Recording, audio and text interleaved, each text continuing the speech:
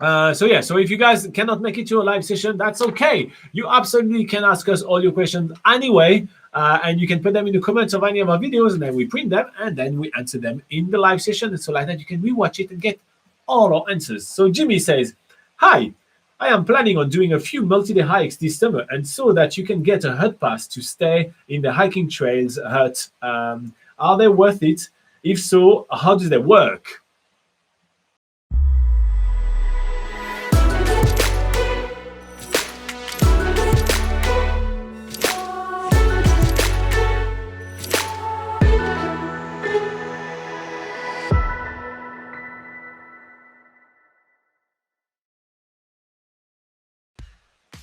All right. How did it work, Laura? The base, like, is it worth it? So, yes or no? Is it worth it? It depends. Well, we'll say it's not yes or no. Okay. It's a complex answer. So let's start with, is it worth it? That's the first part of his question. Okay, well, maybe I'll just explain it the way.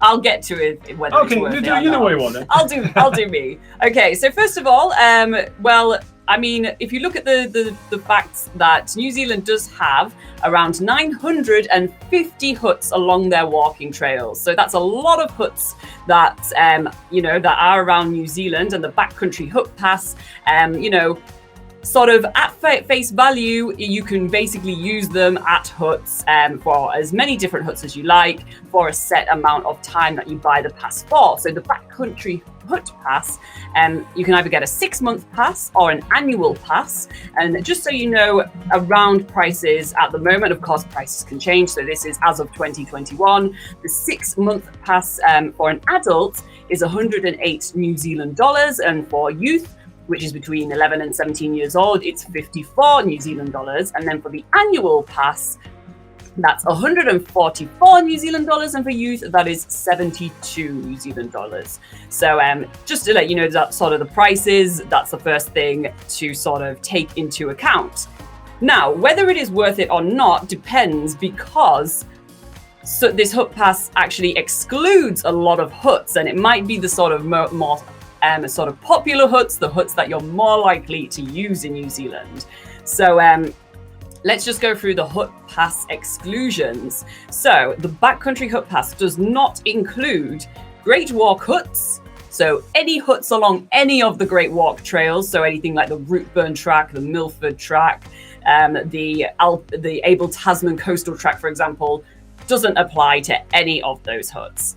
Also serviced alpine huts. So you might have heard of the Muella hut, which is in Mount Cook. It's a really popular hut to go up to in a beautiful alpine area. You can't use it there. The private and club huts on Dockland, sole occupancy accommodation and lodges, and popular huts in between the peak season, which is in October 1st till April 30th. So I like the generic term popular huts. If it's popular, you can get yeah, well, it does have on the dock website, and also we've listed it on nzpocketguide.com. We've listed all those popular huts, so you can actually look up the names of those huts. I could go through them now, or shall we just just refer to there's a link in the description, guys. You can go with this one, otherwise we'll be here for half an hour, and you guys, your time is valuable. Your time is valuable indeed. So bearing in mind that there's a lot of huts that you can't use this hut pass in, but there is still hundreds that you can use them in. So if you plan on staying in huts that are eligible with the hut pass, which is most of the huts in New Zealand, then the hut pass can be actually really good value if you are staying in at least 10 serviced huts within, say, a year, which is the annual pass. Bearing in mind that service huts are about 15 New Zealand dollars per person, per adult staying in a hut. You can stay in there for about 10 times, and that makes up your hut pass for the year, for example. So that is only really when it's worth it. If you are doing some of the multi-day trails around New Zealand that aren't the most popular, that aren't really busy, or the great walks, anywhere else, it would definitely be worth it. But if you are planning on doing any of the hikes to the sort of more, the really popular trails and the great walks, then in that case, you would have to pay extra anyway to go and stay in those huts. So in that case, it probably wouldn't be worth it. So just make sure that you do plan what sort of hikes you want to be doing throughout the year and see if it would be worth it for you. Now, how do they work was another part of the question. So if you do have a hut pass, how can you actually use it? So you can use it online. So a lot of the huts in New Zealand, you do have to book online or at a dock information centre before you arrive. And doing it online is really easy because the main way to buy a hut pass is online through the dock booking website.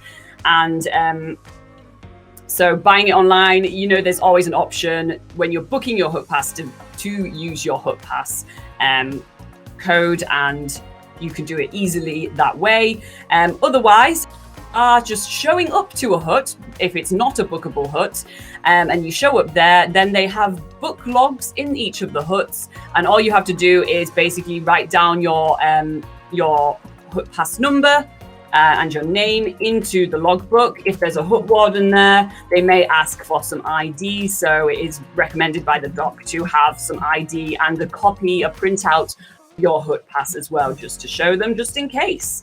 And finally, how to buy a hut pass. If you do think it is worth it for you, then how do you actually buy them? And like I say, the easiest way, and the way that most people do it, is online through the Department of Conservation website, which we do have links to via the website, the NZ Pocket Guide that we're going to link to in the description below.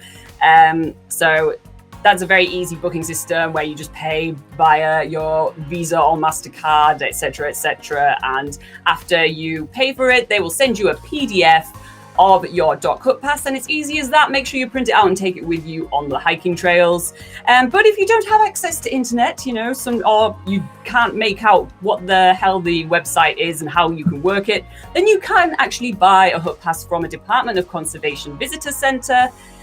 So you can buy them from a visitor centre, or you can call either the Wellington Visitor Centre or the Ko'uranga Visitor Centre, which is in Thames in the Bundle. You can give them a call and they can buy it for you online, for you through the phone. Okay. That's just another way. So if you're struggling, they have other options. So in short, that is how the dock hut passes work, and whether it's worth it really depends on which trails you're doing. If you're doing great walks and the popular hikes, probably not worth it. If you're going off the beaten, doing lots of different multi-day hikes,